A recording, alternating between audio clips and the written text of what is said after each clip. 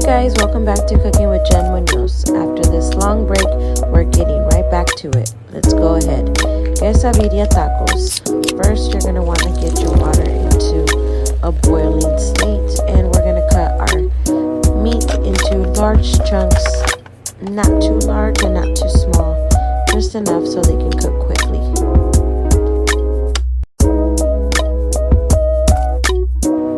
We're going to go ahead and add our onion and our chilies and our powders into our meat so we can make our sauce in a few minutes.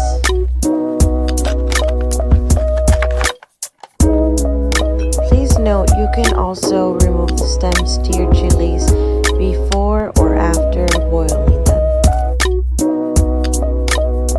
Let's go ahead and add our powders. We have cumin, oregano, garlic powder, and salt. Salt is always to taste. Remember that there is no special amount. Once we have left our chiles to boil for about 10 minutes, we're going to go ahead and pull them out and put them into our blender. I have this small blender, remember. I did remove the stems after I took the video off. I am working in a small kitchen this time, so I had to hold my camera for a little while, so I was one-handedly doing things. But yes, please remove your stems. You're going to want to add all of your chiles and your onion into this and some water from your boiling water. We're going to go ahead and mix this all up. Make sure everything gets blended well together. It's going to come out to be kind of like a paste. But that's okay. We're going to have an extra cup of water so we can help it dilute it a little bit so it can go through our colander. If you would like to add more water in the process, you can. I just didn't because my blender is so small.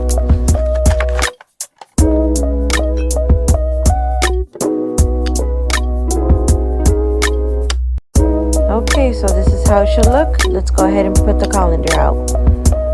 Now in our colander, we're going to go ahead and pour half of it out just so it doesn't overfill, and then I will put about half of a cup of water just so I can make it a little bit more liquefied. Then we're going to go ahead and just keep moving it around and stirring it and making sure we're getting all of that paste without our skin of our chiles out. The skin is not good for your stomach, so that's why we do this process, just to kind of, take all those skins and the seeds out that got blended into our blender.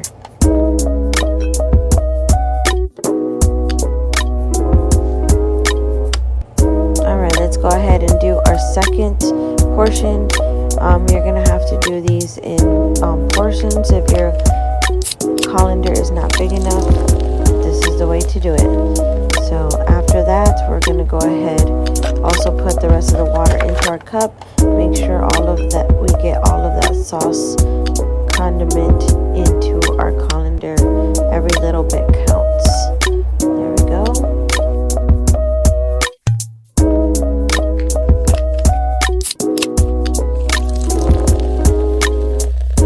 And let's go ahead and keep doing this process. You're going to want to throw away the leftovers that is on your colander. This is not something you want in your food. Okay, so let's just go ahead and discard all of this.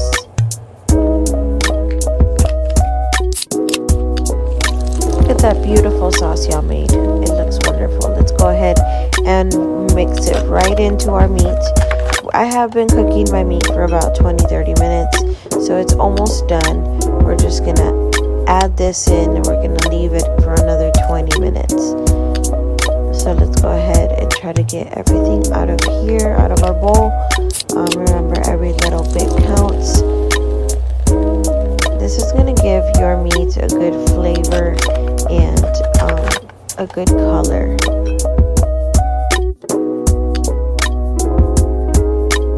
Let's mix it in.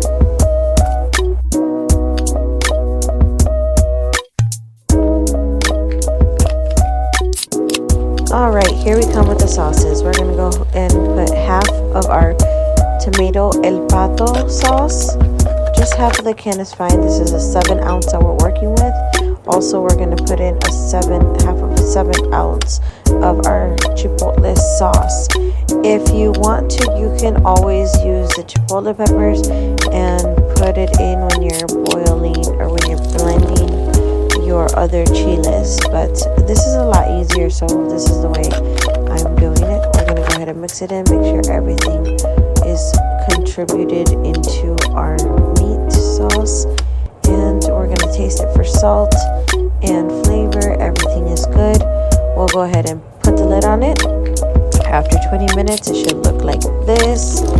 We're gonna go ahead and mix it, just making sure that nothing is sticking to the bottom of our pan. And I'm testing it out for softness.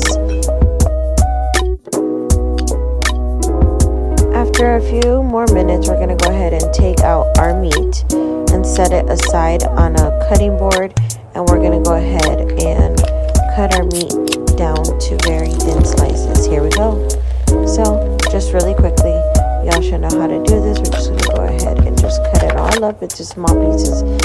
My camera might make the video very blurry, or with the chopping, moves a lot, so don't mind that.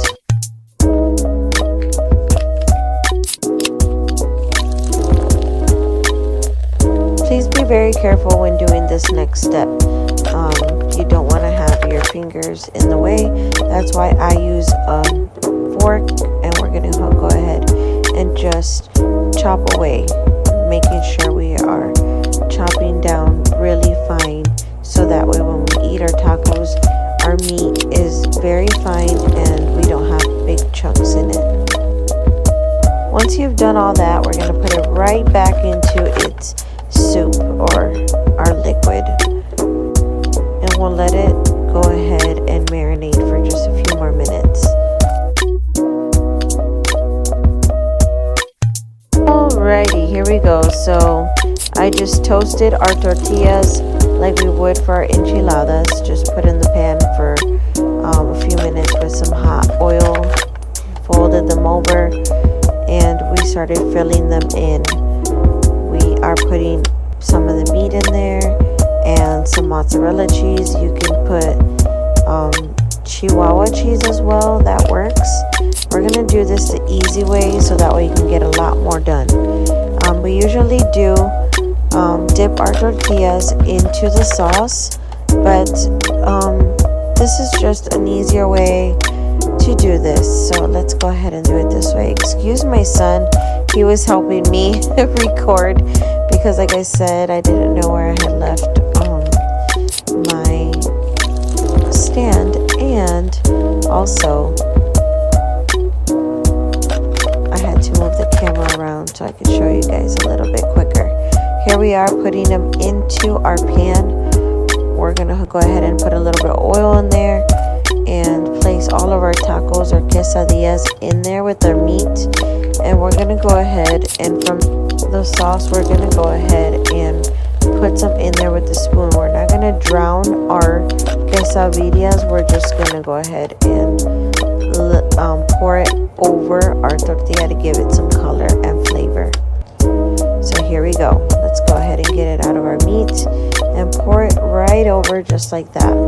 Like I said, you don't want too much because then your tacos will get soggy, and we don't want that. We want our oil to go ahead and fry our tortilla up to make them nice and crispy to the bite.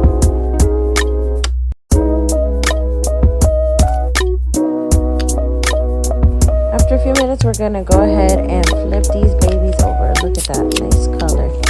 They'll start getting a nice golden color to them, and that's what you're gonna want to look for, and making sure that your tortilla is not falling apart. Like I said, sorry for the movement. My son was recording, so it's a little bit all over the place, but what can we do? We won't ask for help, so this is the kind of help we get. So after you're done toasting them all nice and golden, we're gonna go ahead and place them on our dish, and we're put some of our sauce or soup into a little bowl so you can dip them into. You're gonna garnish with onions and cilantro and maybe some hot sauce if you want to make it a little bit spicier. So we're gonna follow the same process, adding some more sauce to the top of your tacos. Not much, but look at those. Once your cheese has melted and they are nicely golden and colorful like this, you will go ahead and take them out and serve.